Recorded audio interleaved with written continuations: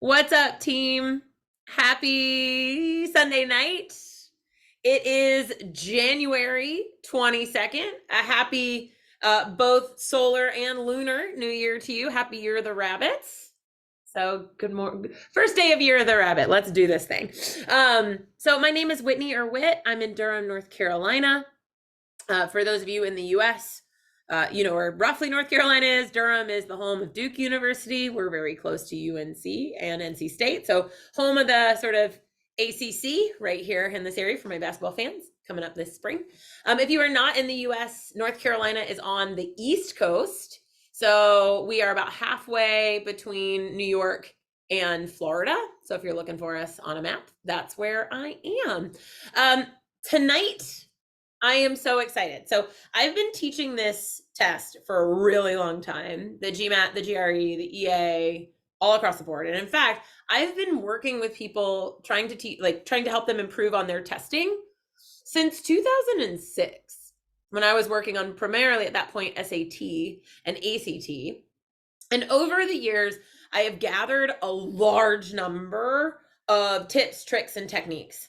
And I offer these up to my students in my classes or in private tutoring or in workshops, but it's usually like a little bit here, a little bit there, maybe drop one here, drop one there. And I keep having all these people that are like, do you have this stuff all in one place? Is this somewhere? And I thought, I don't actually. So what I wanted to do was I wanted to hit you with like Whitney's hot list of my favorite study tips and study tricks, all in one place. So what's going to happen is that we're going to talk about a bunch of things, some of which I've already covered in YouTube lessons, which I will point out when we get there, and kind of we'll make sure that we link to them. And then for those of you here in this space, I will also, throw some links in the chat window as I have them. But I'm so excited because I got to sit down and think, like, what are my favorite tips, tricks, techniques, right? Like, what are the things about these tests that I love and that I think are like a good way to study, right? And a good way to do things. So if you have any questions as we move along the way, by all means, please let me know. Feel free to stop me. But we are going to get started. So let me, here we go. I accidentally muted myself. Cool. All right, let's do this thing. So just a little bit about our kind of tips and tricks that we're going to talk about tonight. I've got them categorized into 4 groups. So the first will be our general study tips. So these are going to be things that you can use across all different areas, both quant and verbal, to help you make the best use of your time in the moment, to help you make the best use of your time on the test or getting ready for the test. So we'll start with a lot of my big hits. We'll then dig into some specific practices that you can use for quant or verbal. And so we'll kind of knock down a few of my favorite. I've got 4 or so of each that I really love. And then we're going to wrap up with some of my favorite neuroscience hacks. So, I'm not making any promises here. I'm not a neuroscientist, but it is a big passion of mine. And so there are a lot of things that suggest some pretty cool ways that we can hack our mind, so to speak. And so let me get this going so you can see it. There we go. Oops. There we go. Hopefully you can still see that. So what we're going to look at, again, first, we'll start with general study tips. We will then move to quant specific. We'll talk some verbal specific, and then our neuroscience hacks at the end. Some of my little favorite kind of weird one-off things. So we're going to get started with general study tips. And so the ones that I want to cover are thinking about time goals versus task goals, time blocking with a timer, one of my all-time favorite study hacks. I wanted to put it first because I've been sharing this far and wide and have had a lot of folks really love this. And it was really impactful for me. It's very impactful for a lot of the neurodivergent folks that I work with, of which I'm one of them. And very, very popular for a lot of studiers all the way, high school, college age. So just heads up, this is one of my favorite things, is time blocking.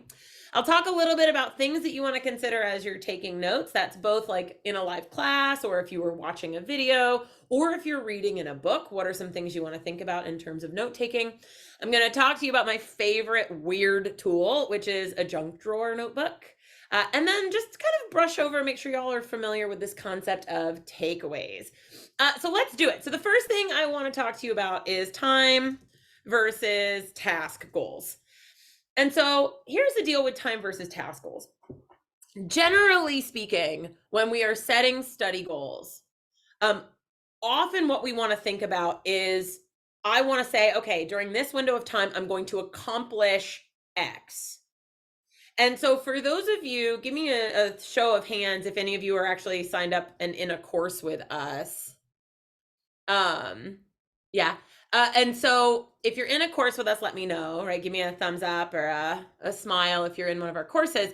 But what you might find is that as you start to study for the GMAT, here are some of the facts, and study for any test. Some of the facts that you will encounter, there is a lot of material that you could study, right? There's a whole bunch. And if you're taking our course, we've got a big old syllabus full of a whole bunch of stuff. And unless you're working one-on-one with a private tutor, you are likely working with material that is meant for the general population, which means that there are books and videos and recordings that cover a ton of material, like a ton of material. And it can be really tricky to sort of decide, what am I supposed to be working on at any one point? And am I supposed to do all of this? And to try and do all of this is usually too much. But the thing with general study advice, right, general study material like our syllabi, is that we don't want to cut things out because somebody needs that material. So you might really not need to be doing any work on sentence correction, but the person right next to you might need all the sentence correction in the world. So what do you do without a one-on-one person next to you telling you exactly what tasks to do, when to do them? So what I want to, right, like there's way more material than that you could study, and most is not going to be the most important for you. And it can be very hard to estimate how long certain tasks take. So for example, in our syllabus, we try to estimate how long stuff takes. But even that, it's person dependent. If you feel really comfortable with a topic, you might finish it in half the time we suggest. If it's really difficult, it might take you 2, 3, 4 times as long. So it's very hard to estimate how long stuff's going to take. It's very hard to know, exactly what you're supposed to focus on and when. So this time versus task, one of the things I want to highlight is this becomes kind of a 2-step process. Okay. So how do I handle this? What do I do? And so the 2 steps are: develop a list of to-dos in priority order. There's a lot of ways to do that, and we'll talk about some here, but there's also, I'm going to send you to a free resource we have on our site. So develop a list of to-dos in priority order, and then block out chunks of time to study. And I'm just going to say this generically, study. So I don't want you to start to mark on your calendar, okay, Tuesday night, I'm going to do this task. Wednesday night, I'm going to do this task. I have a lot of students who that's what they want. They want me to tell them, even my one-on-one students, you tell me what to do and on what day to do it. And what I found is that's a really terrible way to set yourself up, because if something takes a little longer than you thought it would and it overspills, now you're pushing all of these subjects back days, weeks even in places. So to develop a list of to-dos, what I'm going to recommend you do is you can head to our website. We'll stick the link in here, or we'll click it wherever. You can go to our website and sign up for a free practice test. When you do that, the free practice test is also going to have review videos that are attached to it. So the first thing you should be doing, and something you should be doing pretty frequently, I'd say every about 3 weeks as you study, is taking a practice test, thoroughly assessing it, and sort of building yourself a list of to-dos based on whatever material you have access to. So whatever books you have access to, if it's ours, if it's somebody else's material, if it's more of these free prep hours, if it's, GMAT Club, if it's another company, whatever. And so you'll say, here are the topics I need to cover. Here are the things I need to review. what are all of the resources that I either haven't used before or could stand a review of that would help me with this topic? So then what you'll do is you'll build, like I just build this in an Excel sheet, and you just like line list each of those things out, just run them down in order. Then what you'll do is you'll block out chunks of time to study, right? So the blocks of time might be you commit to 1 to 2 hours, and be specific. Don't say I'm going to study for 1 to 2 hours. Put it on your calendar. So 1 to 2 hours in what you're going to find out in a minute. I'm going to tell you in 30-minute blocks, and put it on your calendar. Actually mark out the time. There have to be buffers around it. You have to make sure that you're not cutting into meals and into sleep. And so you might do 1 to 2 hours, maybe 3 nights a week if you work a full-time job. And then on the weekends, you might do, 2 to 4 hours, 1 weekend day, and then, 1 to 2 hours the other weekend day.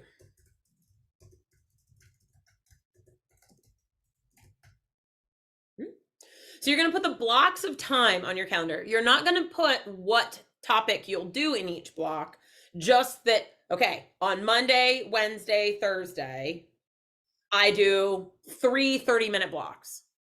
On Saturday, these would be in, again, I would say 30-minute blocks. Everything should be in 30-minute blocks, except for tests. Tests have to be done in the 3.5-hour block that is scheduled. So that'd be 1 day. So all of these will be in 30-minute blocks. Why is coming in a moment. But what you'll do is you'll block out your time. And then your goal isn't how far through the list you get. So your metric of success is how many of those 30-minute blocks did you finish? Because if you try to measure success on covering everything in your to-do list, you will never feel successful, because your to-do list will go on forever and ever and ever and ever and ever, because you will always come up with new things that you might want to study. So success is picking a handful of blocks each week, so that you're doing, for most people, between 8 and 12 hours a week is a good number. And so you'll be checking yourself off the win, right? So we need a win. We have to have a win, or else we're going to get burned out. The win is actually studying for the blocks of time that we commit to. Yeah, Jaideep, hit me with your question.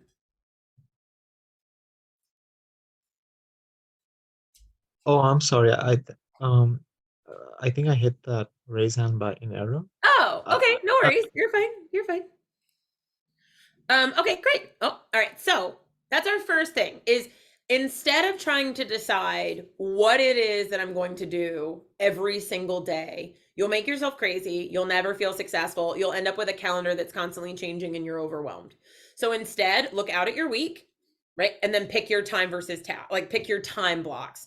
What I'm going to say, one extra piece here, is under promise, over deliver.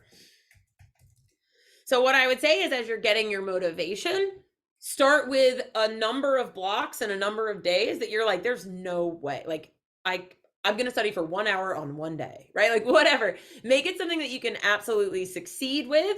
And then each week add another 30-minute block, or add an extra day. So maybe you start with 2 nights a week and move to a third one. Maybe you only do 1 weekend day, not both, and then eventually add an hour on your second day, right? So set yourself up for success.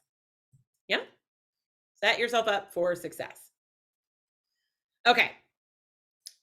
Number 2, my time blocking. And so here's why I keep talking about 30-minute blocks. So time blocking is my all-time favorite tool, like all-time favorite tool. So the way time blocking works is what you'll need. So you'll need a timer. Now, I'm going to encourage you to use an analog timer. So a timer that is not on your phone. Ideally, not on your phone. Now, we don't get a kickback from this company, but I'm obsessed with a company called Time Timer.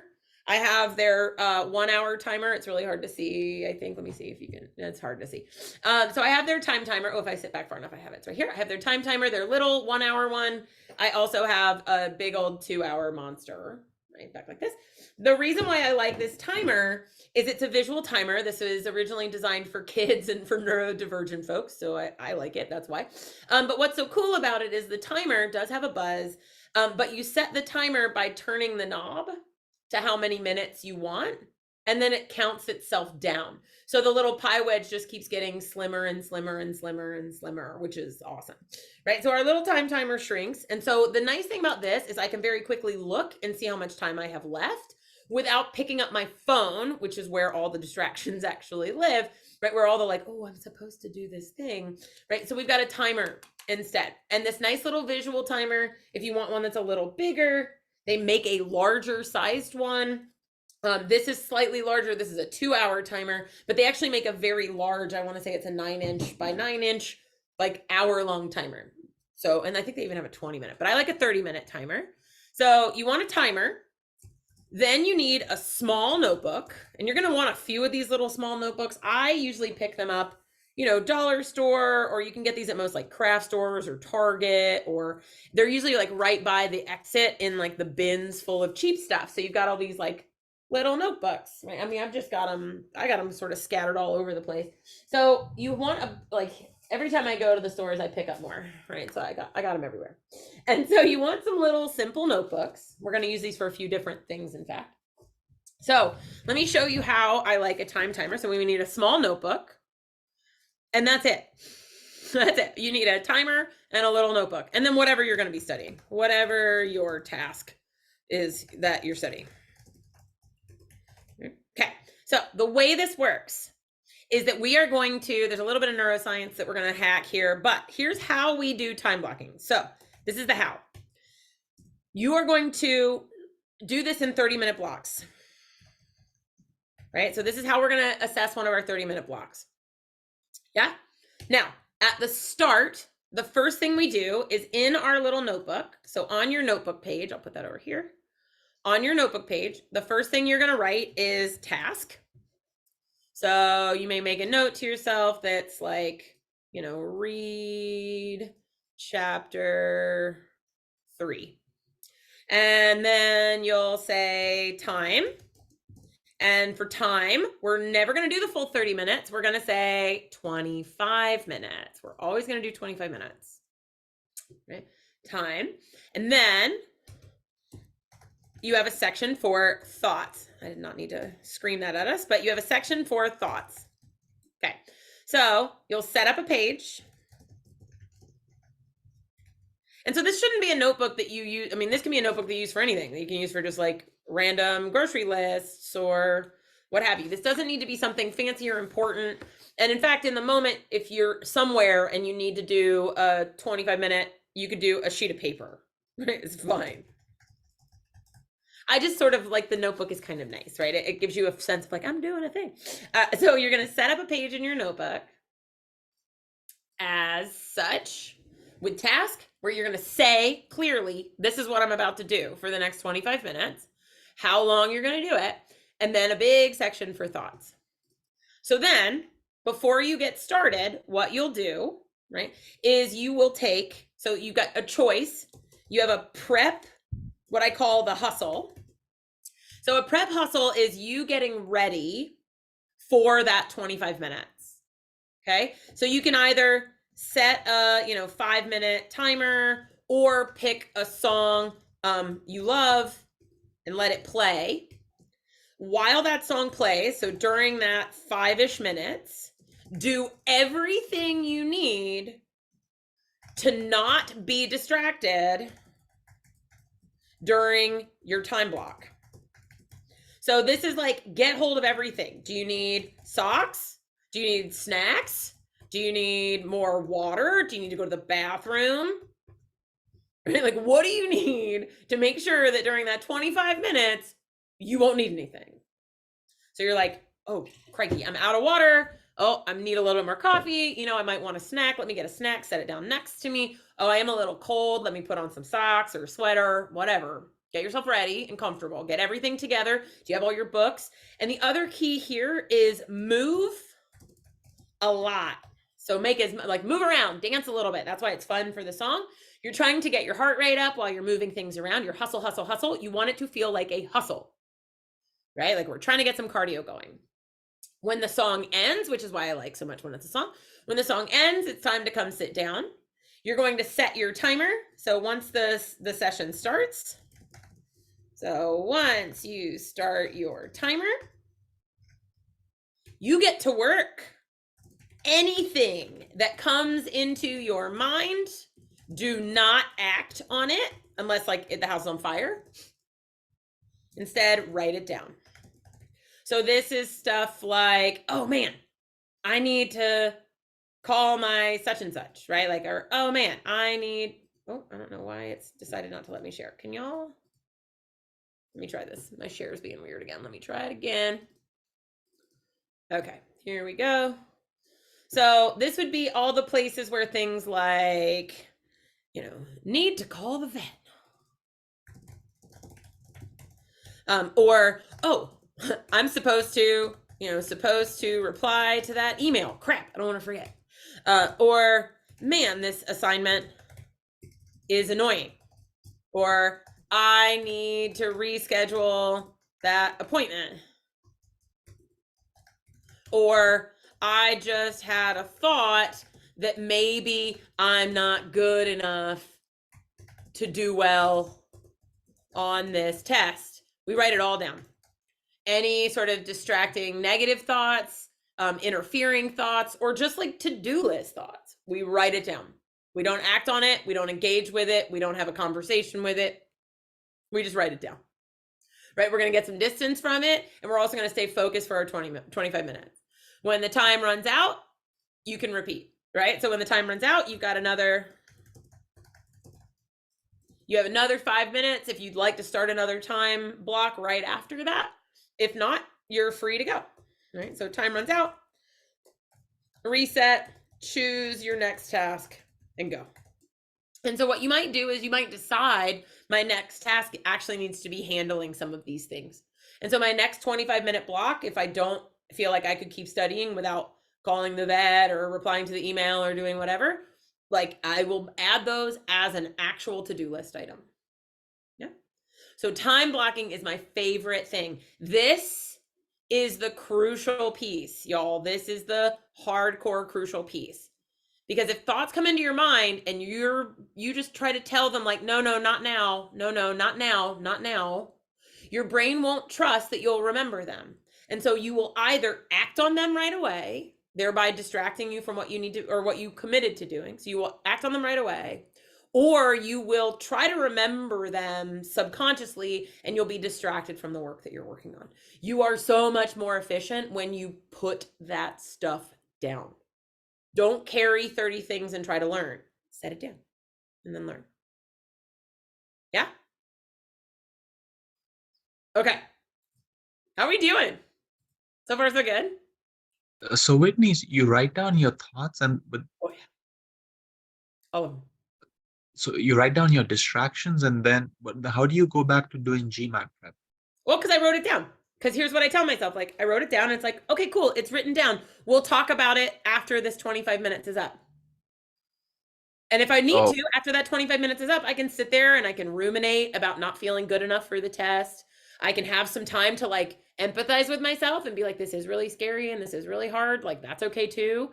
So the thing is that I'm practicing, and this is actually really important because we need to do the same thing during the exam, is that we have to learn how to put down task unrelated thoughts.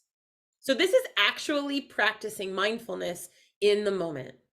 So when we sit down and we think about mindfulness like on a cushion, right? You got this like very sort of like guru view of like, oh, a person sitting on a cushion and they're meditating and they're doing a thing and they're like, whatever. The thing is, I've known people that meditate really well on a meditation cushion or like on a retreat or in a quiet room or with a guided meditation. But the point of a lot of meditation is to notice the internal dialogue and then notice whether it is useful for the task that I'm working on or not. And it doesn't matter if the thought is a good thing. Like the thought might be like, I'm so excited for my birthday this weekend. I'm so excited for my birthday this weekend. Great, put it down. And so what I like to say is I had a thought, and just in case it's a thought that wants to be pervasive, right? If I write it down, it doesn't have to keep saying itself to me. If we think about it this way, if I have an inner voice that's like, you're not enough, you're not enough, you're not enough, and you're like, oh, okay, my inner voice says I'm not enough. Now all of a sudden your inner voice is like, oh, she listened. Okay, well, she wrote it down. Okay, I guess she wrote it down. So there's like a letting go of it a little bit because you acknowledged it.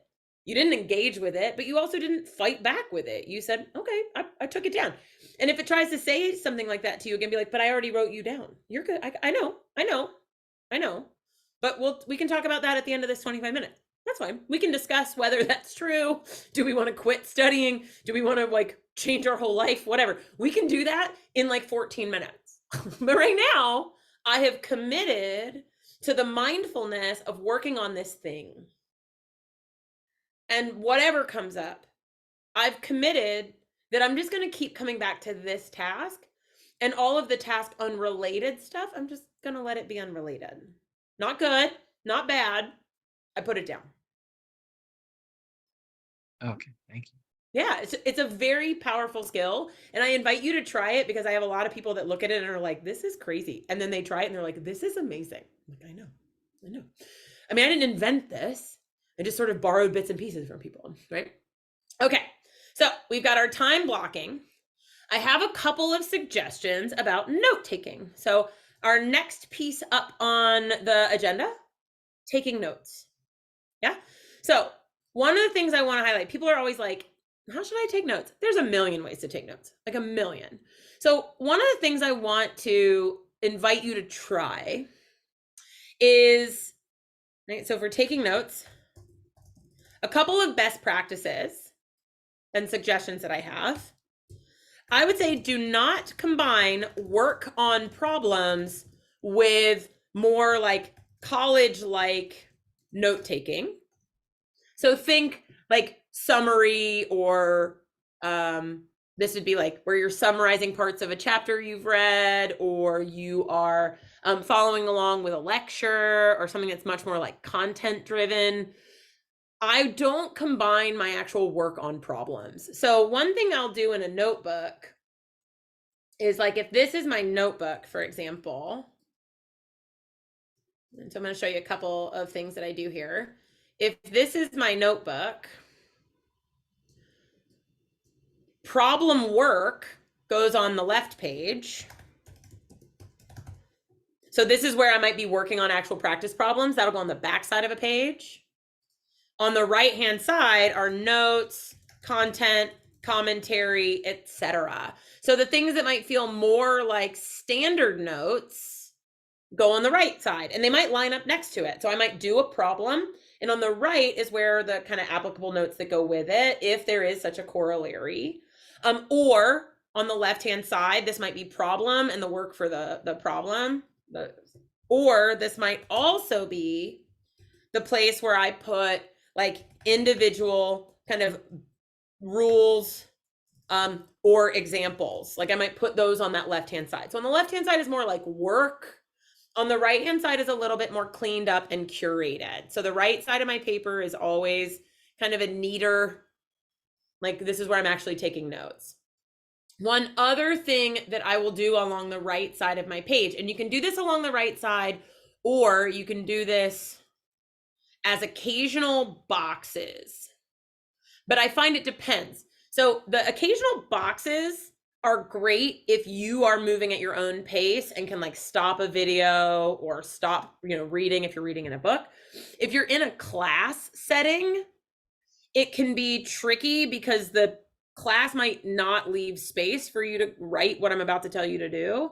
So it might be easier if you take all your notes and then right after class, you're going to come and leave some notes in the margin. So either in the box, so sporadically in a box, or along the way in the margin, you are going to, and so this is another issue on the list. This is, and I sort of skipped ahead, but this is takeaways. So one of the things I want you to do is for I'd honestly argue every 10 minutes or so, you should have a decent takeaway. anytime you hit a big factoid, you should have a big takeaway. And a takeaway is something that makes your learning portable.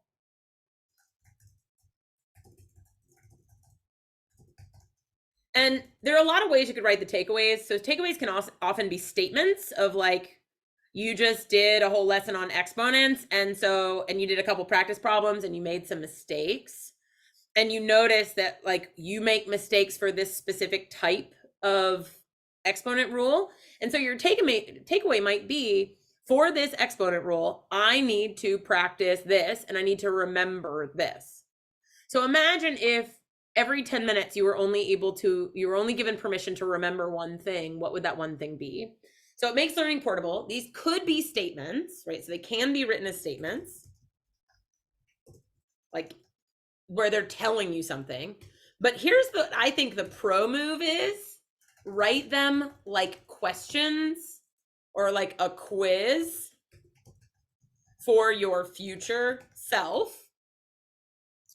The answer should be right next to the question in the notes themselves.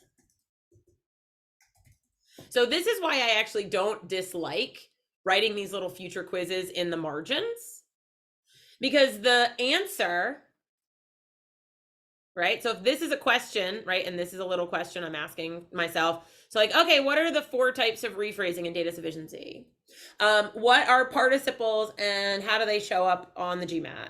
What are the relative pronouns and what's the most, what's important about location? I should be asking that question right next to where I talk about the answers, either in my notes or even better in the margin of my book. So let's say people are always like, how do you take notes on a book?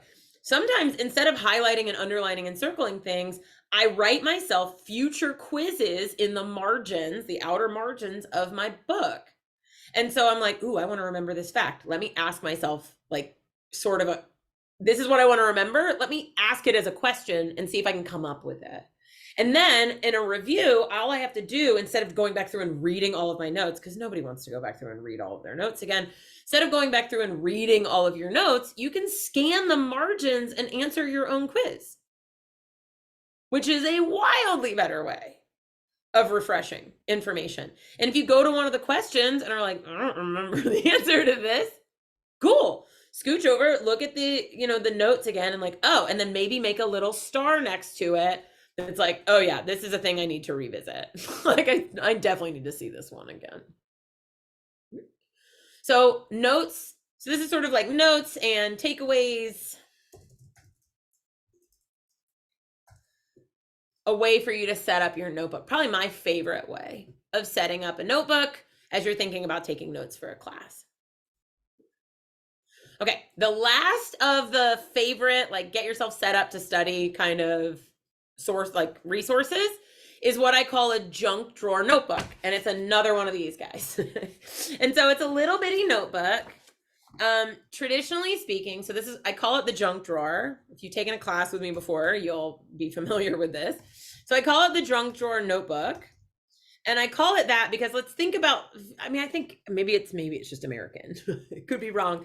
But I feel like most cultures have a like drawer or a little spot in a closet somewhere where they just like stick stuff in the house that doesn't really have much of a home. You've got, like the random hex key, right? Like you've got, I was in my junk drawer the other day and I found this, right? Like, look, I got like 6 of these that come free with the build your own furniture stuff, right? And I've got a couple pens, I've got some keys to like, I'm not entirely sure what. There's some rubber bands, there's some safety pins, there's clips, there's just random stuff. And it doesn't really have a home, but it's too small to just stick it somewhere because it might get lost, right? So I want you to think about a junk drawer notebook as exactly this. So what is it? It is a notebook for all the bits and pieces information that you might lose if you put them in a larger body of text. But I don't want to make a flashcard for it because it feels too bit to be a flashcard. Let me give you an example. Some bits and pieces that I find students put, and it depends on where you are in your studies. Some of these may be like way too obvious for you now. But for example, the number 0. Is 0 positive, negative, both, or neither? Which one is it? And you can type it or you can jump on the mic. Positive, negative, both, or neither. What is 0? Positive, negative, both, or neither. And type it to me, again, privately or publicly. You can send it in the chat window. Nice. So 0 is neither positive nor negative. Okay, let me add on to this. Is 0 even, odd, both, or neither?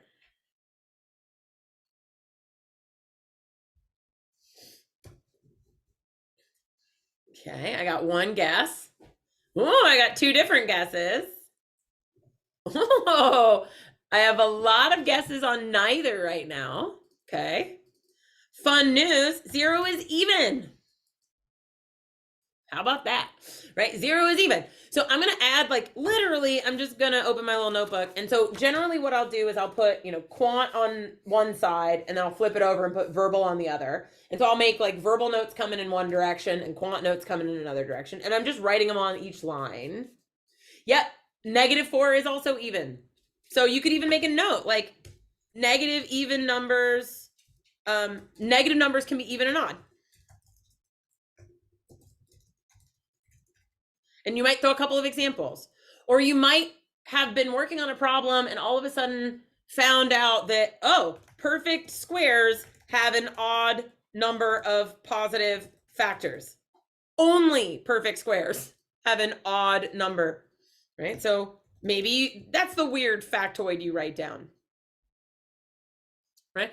So what we do with this factoid notebook is like, where the heck am I going to put that? And so it becomes, instead of like a ton of flashcards that have like, again, weird one-offs on them, I just sort of write these weird factoids as I encounter them. Like, oh, this word often means this. Like, must be true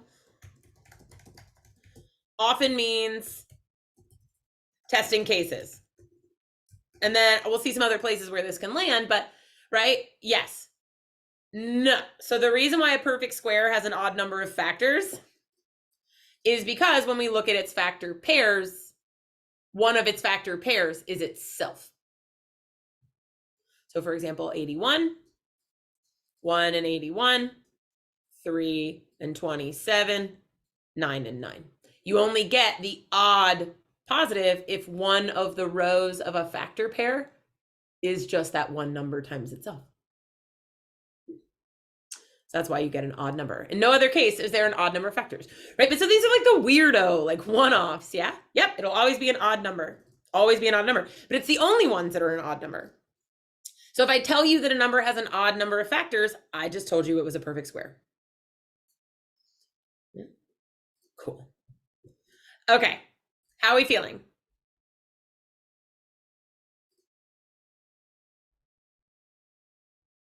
Okay. All right, so next up, right? I love it too. What are you not sure about? I think I read somewhere the perfect square. Oh yeah, a perfect square will always have an even exponent. That's true. Because it's a square, right? So like it has to be squared or to the 4th or, yeah. Exactly. 3 to the 4th or it's 9 squared, either one. All right, let's talk quant. Yeah, let's do it. Let's chat quant stuff. So we've got our little, and I should say your little junk drawer notebook, just kind of flip through it every day. Just kind of thumb through it at the start of a study session before you decide what you're going to do. Maybe you just look at a couple of things and then you get started, whatever. Or you just kind of grab it when you have a couple minutes to burn before a meeting. You just kind of thumb through and remind yourself of what weirdo rule you've learned in the last few days. What might happen is, like with any good junk drawer, every so often you're thumbing through and you think like, oh, I know where this belongs. It already has a home somewhere else. I don't need it here anymore. Right? Like, oh, I wrote this on this card. I wrote this on this thing. It's in my notes here, and that's an easier place for it to be. Right? So the paper clips find a new home. Whatever. But the point is, it's just a place for you to collect those things. All right, let's talk quant. Now, we have a bunch of excellent, and I mean excellent lessons on how to review things like quant and verbal. So how to actually do question by question review, how to build like really detailed time sets and that sort of thing. So I'm going to avoid a lot of that tonight, right? I just want to talk about a couple of my favorite things. So in terms of timing and time sets, this is going to be very brief. But the other two I want to talk about, we have discussed, and I have discussed quant flashcards in other places. Jeff has a great video on in this YouTube channel on quant flashcards. Again, we'll also kind of we'll put a link up for that as well. But I want to chat about chapter pretests, thinking about timing and sort of understanding the importance of timing and like why and how we use timing more generally, not the details. We also have, I built an entire lesson on how to practice quant timed sets. Again, we'll also link that here. And that talks about like how to time yourself on the test, how to use it for practice problems, the whole deal. So we're just going to like scratch the surface a bit for it. And then I want to talk about quant flashcards because I have a way that I like to do them and my students really love them. So, and I find that they're much easier to use than a lot of the review logs that people tend to kind of work with. So let's start with chapter pretests. So this is a little bit of neuroscience. So in the world of chapter pretests, cool. What we've got is, sorry, I had a dog get very excited behind me, apparently. But so on our chapter pretest, I think that this is very important for quant. Very, very important for quant. So generally speaking, most books have practice problems at the end of each chapter. Ours do, but so do other people's books. Like that's not unique to us. That's like a very common math thing to do, is to have practice problems at the end of a chapter. And you can use this, side note, for the work you do with us, but I would strongly encourage you use this for anything that's quantitative at all, or in fact, any kind of studying that has end of chapter questions. I'm going to strongly encourage you to use this. So once you're in B school and you're taking any like business stat, you're taking econ for business, right? Anything where your chapters might have actual practice questions, this is the way to do your chapters, hands down. So, and it's very simple. What it is that we're going to use end of chapter questions as a pretest. So you will always complete a few end of chapter questions before reading the chapter. Now this accomplishes two things. One, it can be an indicator to indicate how closely you need to read, or if you need to read. Maybe you don't need to read at all, right? Maybe it's like that those end of chapter questions were so easy. You're like, that was nothing. Check the explanations, make sure you did them correctly, and then cruise on. So it can indicate how closely, but neuroscience and like learning science more directly tells us that a pretest is the best way to get your brain paying attention when it comes time to study. So even if it goes terribly and you're like, I have no idea how to do any of these questions, this is a nightmare, that's awesome. Because what it's done is it's turned on the interest center in your brain. You've also started to activate what's called the reticular activating system, whose job it is to fill holes in your knowledge. And so it surfs out into the world and it kind of acts a little bit like a barrier as to what you are going to pay attention to and what you won't. And so the beauty is now that you've kind of been like, wow, these questions are really hard. I don't know what to do. I'm kind of curious how to actually solve them. Your brain is like, I need to know how to solve these. And so your reticular activating system is more likely to look for and let in information related to that topic.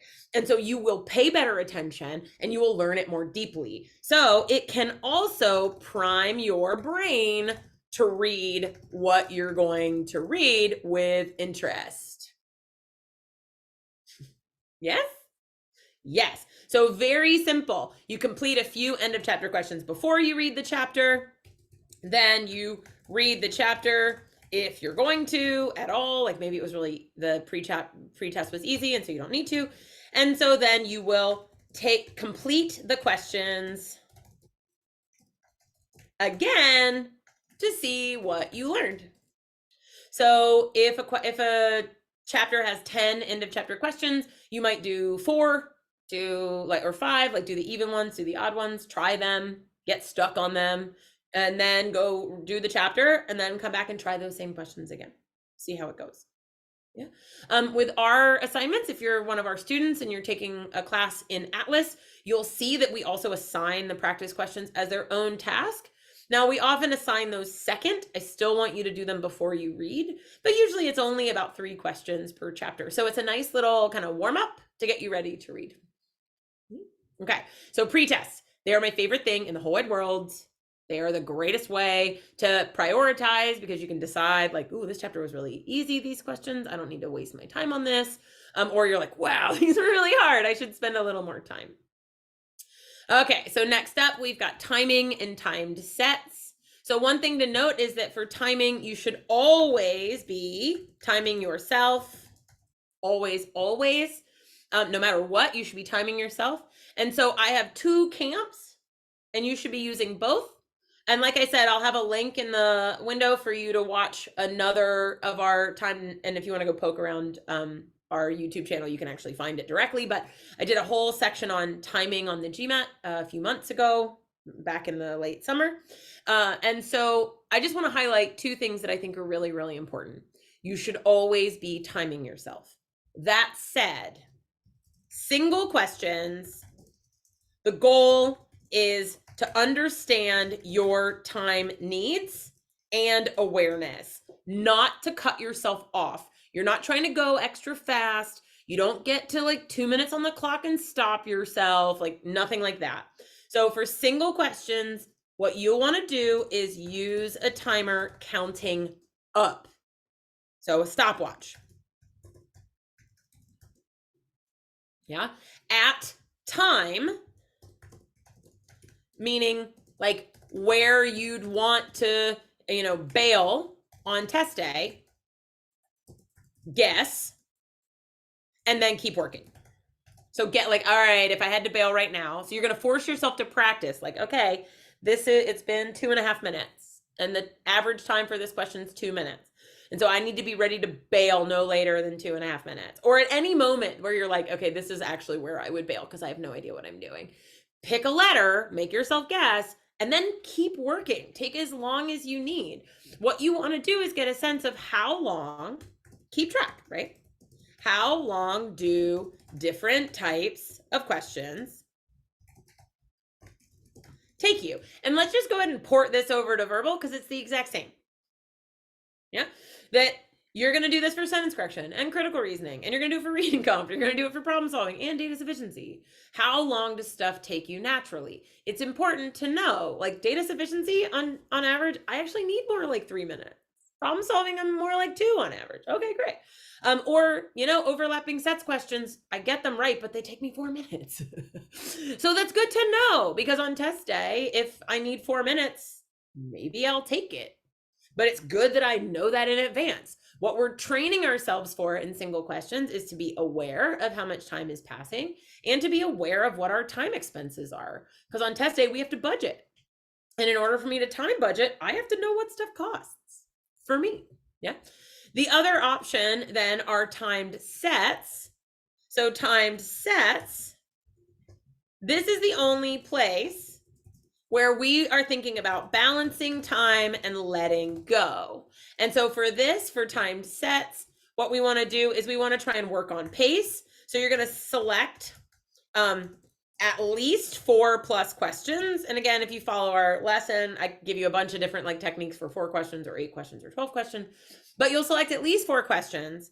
And then you'll use the full time for those questions based on the average. So let's say quant, 4 questions, that's 2 minutes each if you're working with standard time. So if you don't have accommodation, you have 2 minutes each. So total 8 minutes, not 9, 8 minutes counting down.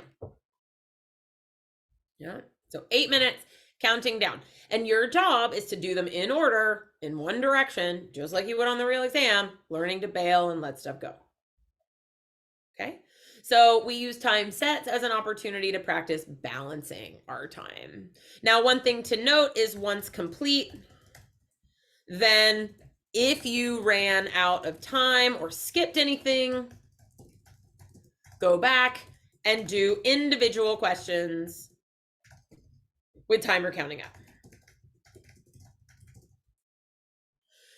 So in that same lesson, Jaideep, I talk about for quant particularly that you're basically doing a bunch of 4-question sets. And so the way I want you to set up your yellow pad and kind of move through that, and it's kind of a thing that you have to practice. That's why I made a whole video about it. But the timing on the yellow pad is such that about every time you're starting a question, you're just kind of checking in. No, that's it. That is it. I'm serious. Like, you're practicing what you're going to do on the real exam. So I'm going to have my yellow pad just like I would in practice. And my yellow pad, I'm going to, like, every question kind of peek up and see where am I in this 4-question set. So I'm looking at it every, couple minutes. I'm looking at it about every question as I'm moving to the next question. But we're not having to do a bunch of calculation because part of this yellow pad technique, again, you'll want to watch the whole lesson. Part of the yellow pad technique that I suggest is you create it so that you don't have to be thinking about time. You can just do quick check-ins like, yep, I'm a little ahead, I'm a little behind, things are good, let's go. Yeah. But yeah, I glance at the clock on the screen about every question. Like, once I'm finishing a question and starting the next one, I kind of peek up at it really quickly. Yeah.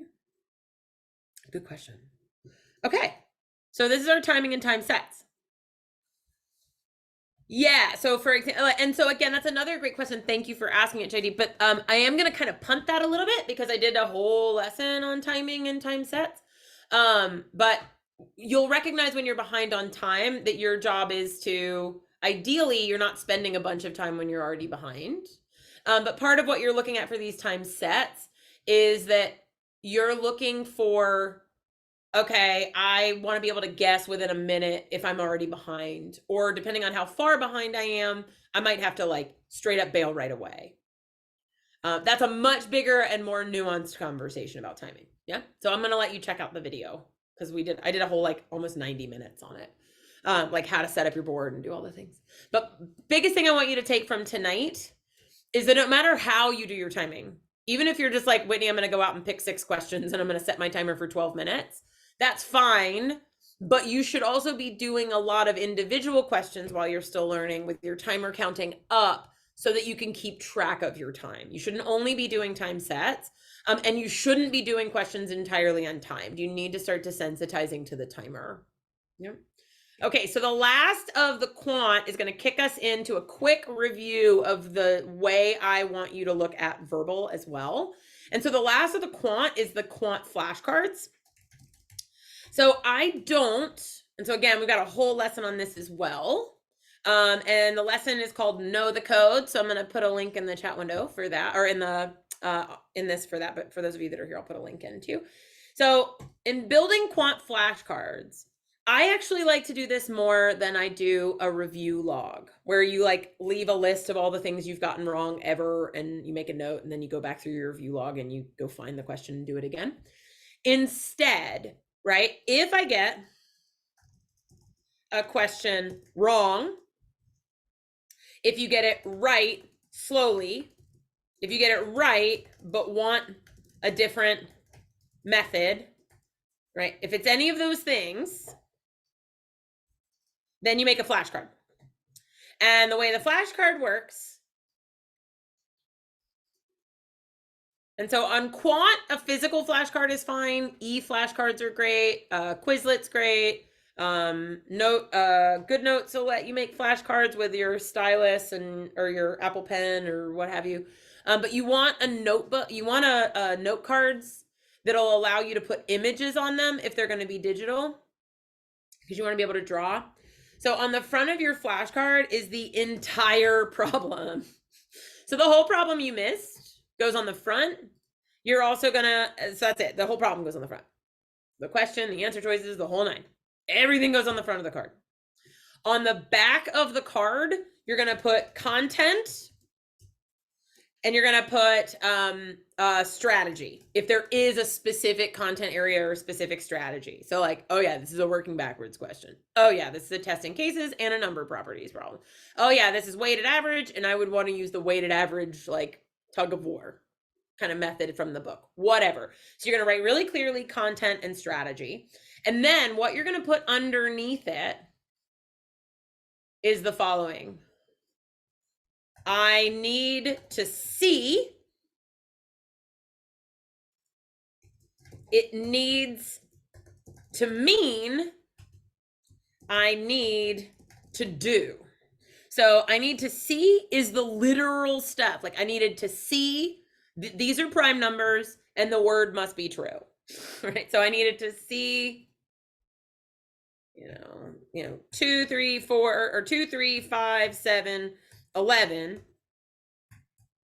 And I needed to see the words must be true. It needs to mean, and I'll put it kind of under each piece. So seeing these numbers, this needs to mean primes, and that would need to mean number properties. Must be true. When I see that, I need it to mean, to me, test cases. And then I need to do, set up a table of the answer choices and plug in prime values until one of the choices breaks. Right, whatever the instructions are. In the very bottom corner, you will write the source and the answer letter. So it was on this practice exam, it's this question number from this book, from whatever. And then if you've got space, any other like important cautionary notes. So it might be, don't forget that one is not prime, right? Like, and maybe you want to, like, that's one piece. And then maybe another thing is make sure to test 2 since it's the only even prime, whatever. Depending on the problem. These are the notes for like, oh, I screwed this up. Don't do this next time. Don't read this too quickly. Don't blah, blah, blah, right? Like that's what these pieces are for.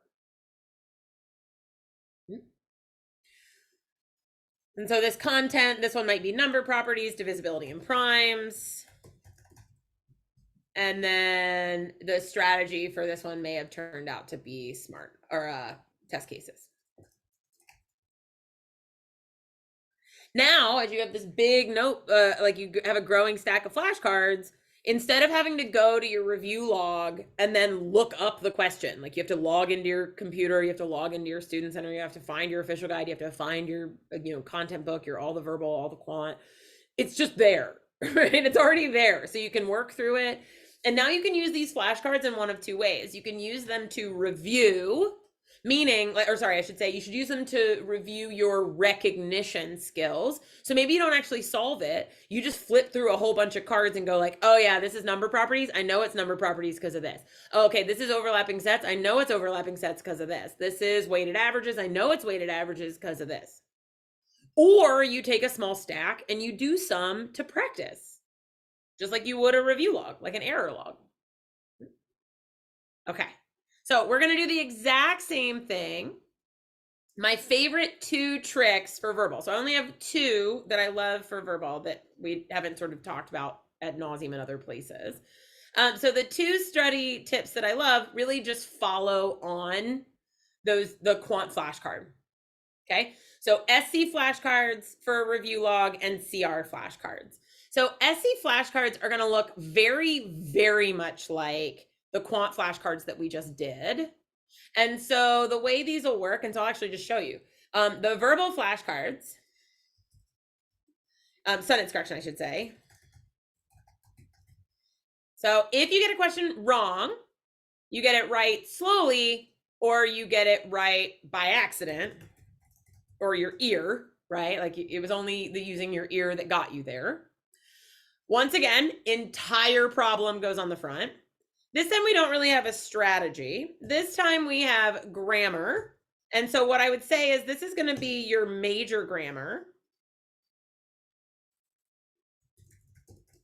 So we want grammar. I don't necessarily care about every teeny tiny issue. I want the one or two issues that could have gotten me to my answer quickly. So maybe it's structure and it's semicolon. And maybe that's one issue. And the other issue is modifiers, relative pronouns. So maybe those are the two kind of like major issues that were being tested in this problem. So once again, I need to see. So for example, maybe I needed to see the semicolons. And maybe I also needed to see the which versus ing split in the answer choices. I needed the semicolons to make me remember that this means a structure issue. And I needed the which versus ing to be modifiers. And I need it to be that, right? Like, here's what I need to know, right? Or, so I would say this, it needs to mean like grammar. Then what do I need to know? For the structure issue, I need to know that a semicolon needs a complete sentence before and after. And then for the which versus ing, I needed to know that which modifies nouns, whereas a comma ing modifies, it's an adverbial modifier.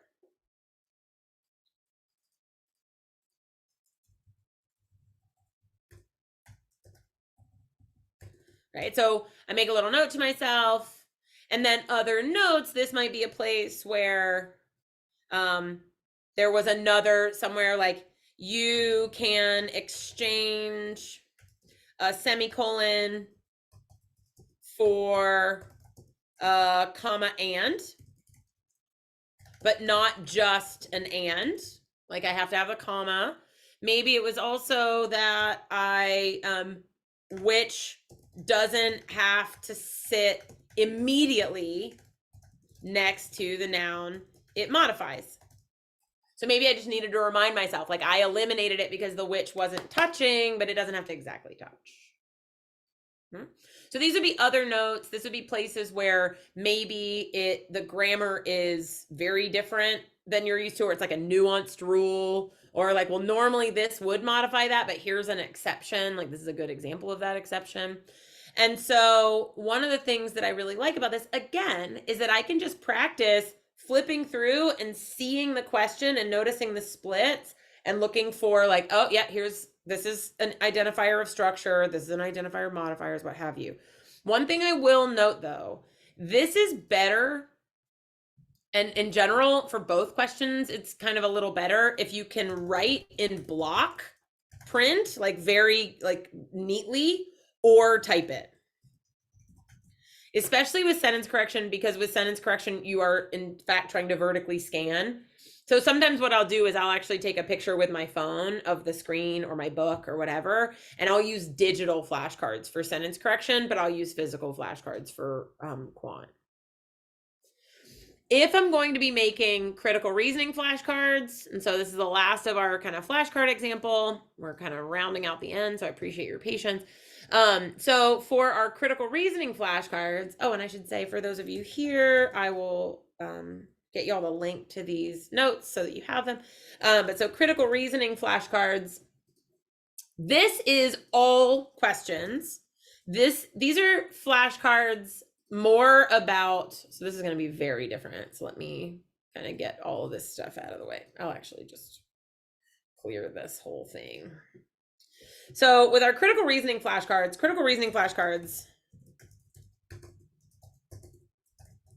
I call these cheat sheet flashcards. The thing that happens for people with critical reasoning is that they often don't recognize what kind of critical reasoning question they're working on. And so what'll happen is they'll be doing a weekend, but they're kind of like forgetting that a little bit and end up treating it like a strength then. Or they won't realize it's an assumption. Or they realize it's an assumption, but they don't actually stop long enough to let that sink in and change the way they behave. And so one of my favorite flashcards for critical reasoning to practice, it takes some legwork to figure out what the back is going to be, because the back is really all the work here. So the back of the critical reasoning flashcards, and I normally tell people to use like, you can get cardstock is one way to do this, and handwrite these. Do not type them. The key here is handwriting for these, because you're trying to commit to memory, sort of this organization. So you might like use cardstock and like cut pieces of cardstock in half. So this is like half of an 8.5 by 11 page. Because you'll need kind of a lot of room on the back. So on the back, particularly if you use our books, we talk about a 4-step process for critical reasoning. And the 4-step process is to ID the question type.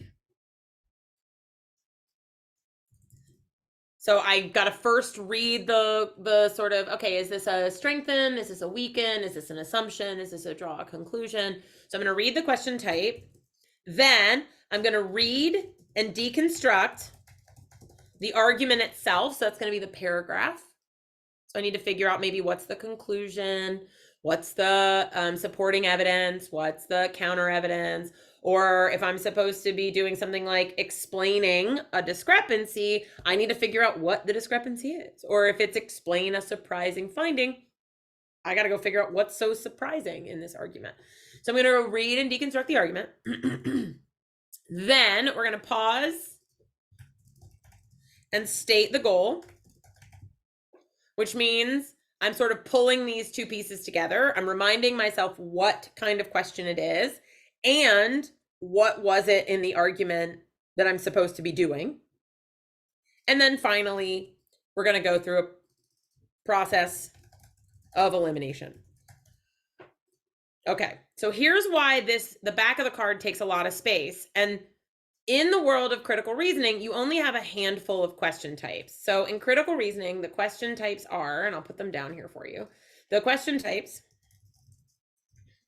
are structure, which is often bold-faced, not the only kind, but bold-faced, strengthen, and actually I'll throw up by bold-faced. There's flaw, strengthen, weaken, assumption, evaluate the conclusion, draw a conclusion of your own, that's otherwise called inference, and then explain a discrepancy or surprise. So the fact is that you're probably only going to see 8, maybe 9 critical reasoning questions total, and there are 8 different types. So I have to know really quickly, because we're going to handle each one of these differently, I have to know what kind of question I'm in. So the first thing we'll do is you're going to make this flashcard. So you'll make, I tend to tell people to make 4 to 6 for each question type. So you'll have 4 to 6 boldface, 4 to 6 flaw, 4 to 6 strengthen, 4 to 6 weaken. You're going to make a bunch of these. You'll start by making just one of each. And then in a few days, you'll make a second one of each where you copy out, hand copy out again. So on each one of these, the backs are identical. Is the same for the same question type. So on all 4 to 6 flaw questions or all 4 to 6 weaken, the back is going to look exactly the same. Nothing is going to be different. You're literally like forcing yourself to memorize the steps to critical reasoning. The only thing that changes is the front. So I tell people to go into the official guide. So the front are different example wordings of the question stem itself. So you're not going to copy the whole argument onto the front. This is not the same as how we would put a whole question. So on the front of this, it might just say, which of the following, if true, most supports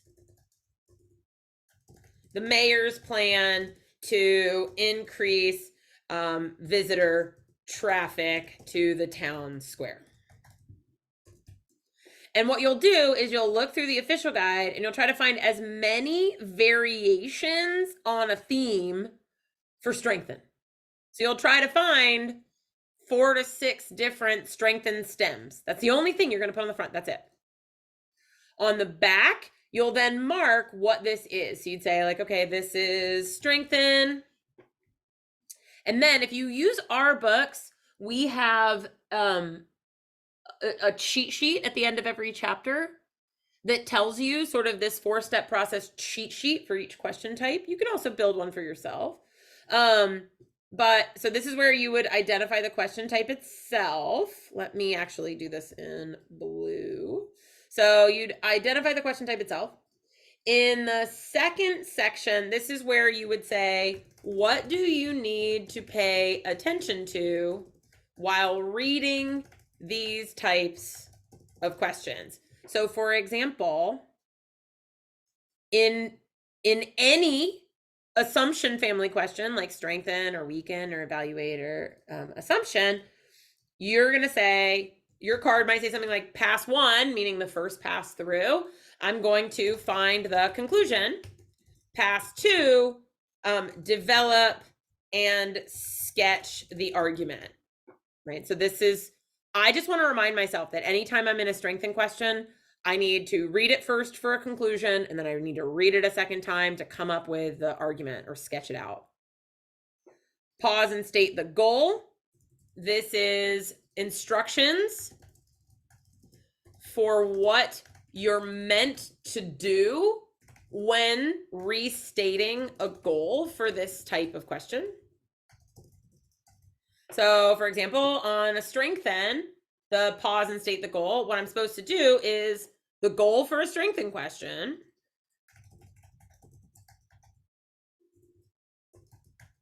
and strengthen question is to use the words of the conclusion and say, I want to show, or I want to make it seem more likely that blank will happen, right? Or whatever, that kind of, you know, your own version of that. Like, I want to make it more likely that this will happen, right? I'm looking for an answer that would make it more likely that whatever the conclusion of the argument, once I actually have an argument, will happen. And then the last piece, your process of elimination, you'll make notes about common wrong answer types. Also note what must be true if there is anything special about right answers for this type of question.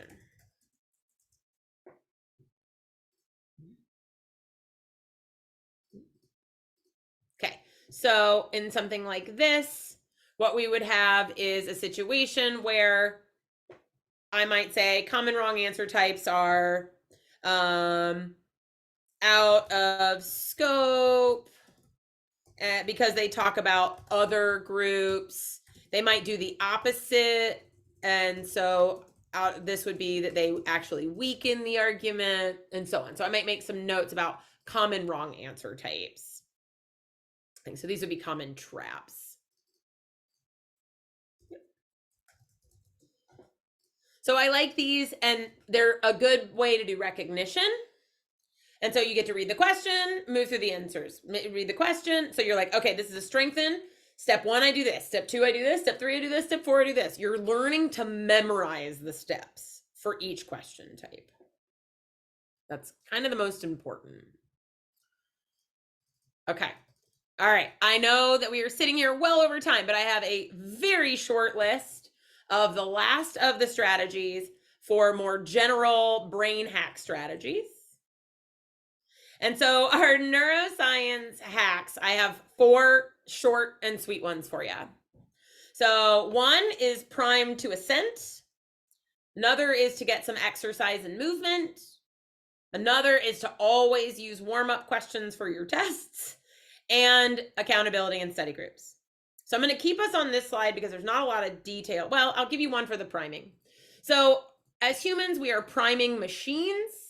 So let's say if you were a runner or if you were a cyclist, think Pavlov's dog here a little bit, right? That if you were a swimmer, or let's say you were a long distance runner, if you go and reach for your shoes and start to lace them up, your body is going to start adjusting its physiological composition in anticipation for the run that it thinks you're going to take it on. It's the same reason why we smell a thing and we salivate, right? Like our body's system is a prediction machine. That's its job, is to try and predict. Now, that means that I want you to think of a couple of things. One is that we prime to all kinds of things.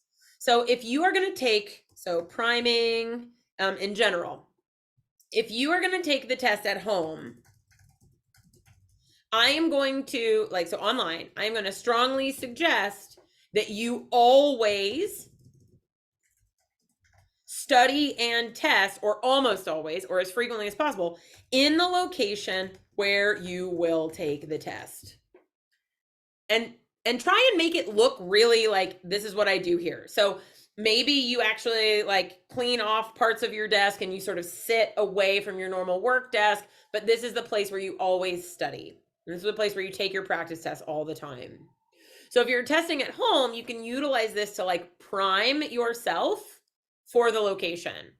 If you are testing in person, you have to prime to something else. So you need to break the priming to any location. So switch it up. So maybe you go study at the library, at a coffee shop, different tables in your house. You want to study at work, maybe in a conference room. The one thing for all of these, so here's my no matter what. You want to try to study at least several days a week at the time you'll take the exam.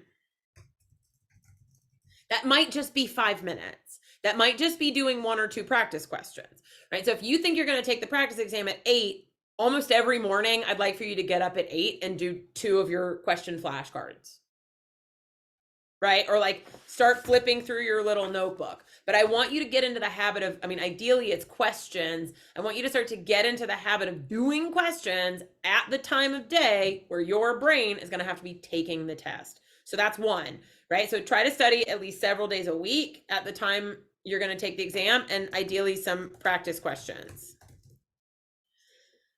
But my other favorite trick is both a neuroscience hack for priming, but also there's been some evidence to show that scent can actually help us recall and lay down memory more effectively. So the other thing you can do is you can prime on scent. The way you do this is you need an essential oil that you don't use for anything else. Pick something simple. Maybe it's a lemon or an orange, or ideally it's maybe a blend. So only that smells like that. And that you only use it for this purpose. So you'll need an essential oil, and you'll also need a small diffuser that you can run overnight. And ideally it's one that has intermittent, so it runs longer. You can usually find these for 10 or 15 bucks. They have them kind of all over. So to do, you will wear that scent or use the diffuser if you're going to be taking the test at home, only when you study. So if you know you're going to study, roll it on and then study, right? So put it in a little roller ball or get a little bottle of it and keep it with your study materials. Put it on right before you start to study. Right? And then any day you study, run that same diffuser overnight. So the neuroscience theory, and it's worked with a rose scent and a tone. They actually did it with a tone, but you can't have a tone playing during the exam. So there's that. So one of the things they did was they found that if people were smelling this, they used, again, rose. They use a rose scent. If they were smelling the rose scent while they studied, and if at night they were then intermittently hit with that rose scent as they slept, they had better recall of what they'd learned when they were studying with that rose scent. And so one of the things that's really they're thinking is that overnight, when we are learning, or period, when we're sleeping, our brain basically walks through the day and copies down everything we did like a million times. And if something is very meaningful, if something is very emotional, or if for some other reason in our sleep, a specific time of day or memory is triggered, then it is written a bit more heavily. So the idea is that if that scent, so that's why you want it to be a little bit unique, something you're not smelling all the time, if that, and won't affect whoever you share a room with. But if that smell, right, might trigger you in your sleep, to then further write down what you did during that window. So again, put on your essential oil when you're studying, rinse it off, soap it off, turn your diffuser off when you're not. So you really only want that going when you're studying, when you're practicing. Yeah. And so then you'll use it during your practice test as well. You'll put your official exam, you'll put your essential oil on, and your brain's gonna be like, cool, we're doing GMAT, let's go. It's kind of cool. It's one of my favorites because it's kind of easy. Another thing to note is that even 2 to 3 minutes of exercise before you study is important. So this is why we want to do that setup hustle when you're doing the notebook with the timer, right? So move.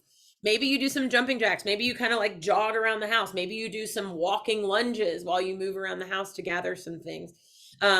Definitely before your test and even on your breaks, do jumping jacks on the way to the bathroom, do jumping jacks on the way back. We're going to get a little bit of a dopamine hit from those things. 20 minutes of cardio, just heart elevated above 80%. 20 minutes of cardio can buy you a few hours of additional focus. So definitely get a little bit of exercise on days where you know you're going to have to be paying a lot of attention. Do not let studying eat up all of our physical activity. Physical activity is super important. Test warm-ups. The most important thing you could do before you start a test is to do a practice question or two. If you're taking the test in a test center, do these in the car or outside before you come in. If you're taking the test at home, do a couple of these and then put all of your materials away, right? So always do 1 to 2 practice questions of the topic that you're about to start. So if you're going to do quant first, do quant practice questions. If you're going to do verbal first, do practice verbal questions. These should not be new. These should be questions that you have seen before, and they should be questions that help remind you of an important kind of like way of thinking or way of processing. Yeah, and then last but not least are the accountability study groups. Find people. You don't have to study together at the exact same time, meaning you don't have to be studying the same things at the same time, but find a group of people. There's tons online. GMAT Club's got them. You can even Google accountability groups and pay the 20 bucks a month or 50 bucks a month or whatever it is to join the accountability group. But these are groups where you can join each other. You'll put yourselves on mute and you'll work. But you can use that in tandem with your little, kind of almost Pomodoro timery thing. But having other people around is motivating, it's energizing, and it keeps us going. Yeah, it's why we sign up for classes. It's why we do all that kind of studying. So I want to strongly encourage you, if you are studying, like put it out there onto the message boards, put it out there to people in your class with you. It doesn't have to be people studying for the GMAT. It could be people doing anything, like solopreneurs. Do you have anybody that you know that's a solopreneur that has all kinds of like weird and boring work they have to do every day? See if they'll join you in a 90-minute Zoom, and you can do 3 25-minute sessions together. During those 5-minute breaks, you can chat, you can do all the things that you need to do, you can catch up, and then you put yourselves on mute and you go to work. I am now a member of 4 hours of these a week, and I've never been so productive. So just keep in mind that you can be studying at your own pace and your own material, but you don't have to be studying alone. There can be other people also working on things, also kind of like committed to a goal that doesn't have to match your goal, but you're all in it to keep each other motivated, right? So just keep that in mind, that having community, having other people's motivation when ours is low is super important. Yeah. And so I wanted to offer these up. I know we're way over, so I'm going to turn things off. And if you've got any individual questions, I'm happy to answer them. But otherwise, seriously, so many fun ways to study, so much cool stuff to try. I invite you to try out a few of these. For those of you here in the room, if you'd like some notes on all of these, you can find those notes here. And I'll see if we can't get some of these notes sort of printed out for the, and I got to fix this so it's visible. There we go. See if we can't get these up and running. So maybe we can get like a PDF of them attached to this YouTube for those of you watching the recording. But otherwise, thank you all so much. Have a killer rest of your night. Happy New Year. Happy Year of the Rabbits. Let's go forth and crush it. Look at us go. Chinese New Year. Happy also 2023. First free prep hour back. If you have any further questions, let me know. Otherwise, y'all, I'm going to stop sharing for a second just so I can see you up close and personal. Thanks so much for coming, for spending this evening with me. Thanks for trusting us. We've got a ton of free resources on our website, but so all means, come check us out at www.manhattanprep.com.